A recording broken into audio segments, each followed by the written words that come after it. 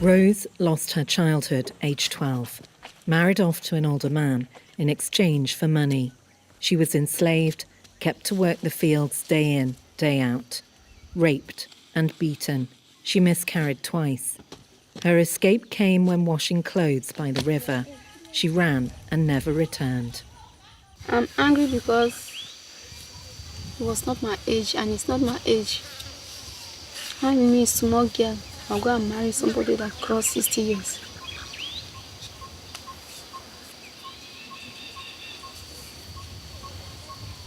Somebody that put birth to a child is like me. Sure, I've already passed me. Aged 20, Rose is now a mother. Her child's father is someone she chose and fell for. But in the community, she will always be known as a money wife, something her child's father could not cope with, and he left. It was Rose's mother who sold her off in exchange for €100. I said that because of my mother burial. Where they worry from her own side, like me woman. Now I will tell my brother, say, may carry give her for marry. More collect money to go and buy the goat and fowl to go do all this thing with the honey. Here in the Becheve community, so-called money marriage has seen children used as currency. Even though Rose escaped her elderly husband, her reputation is now tainted, so much so that she wants to leave. The situation is too much for me, and I'm tired of facing this. It's here, in these poor communities, deep in the heart of Cross River State, that missionary Pastor Richards has been working, trying to bring an end to this tradition. His work is not always welcomed. There are actual areas where I can't really go now because the threat is high. Phone threats, physical threats, and but we know that no matter how hard it gets, we are making some progress somehow.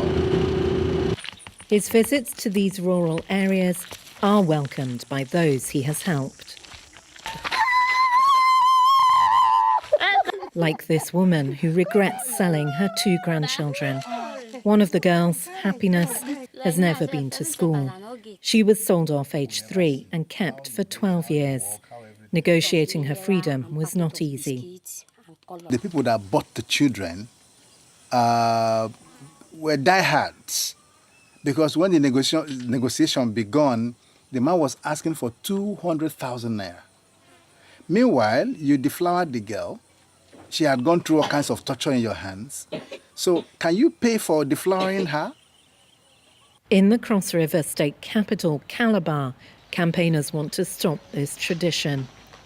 Nigeria ratified the UN's Convention on the Rights of the Child in 1991. Yet 28 years later, child marriage and child slavery continues to be an issue. Supporters of children's rights want to see more justice given in favour of the victims. By the time you meet with the government and the government says this is bad, this is wrong, going down there to get the people of the community, the stakeholders, the gatekeepers, the chiefs, to understand that money marriage is an evil practice, it's a crime against humanity, and they should end it. It's a big problem. At home in the town of Abanliku, Pastor Richards and his family look after victims of child marriage. One of them, called Miracle, had been held captive. She was to replace 2 other sisters who had both been married off but died young. Their father had a debt of about €90. Clap for yourselves. Tradition wanted to conform her to put her in a place where dreams are gone, no faith, no hope, no aspiration. But thank God for the intervention.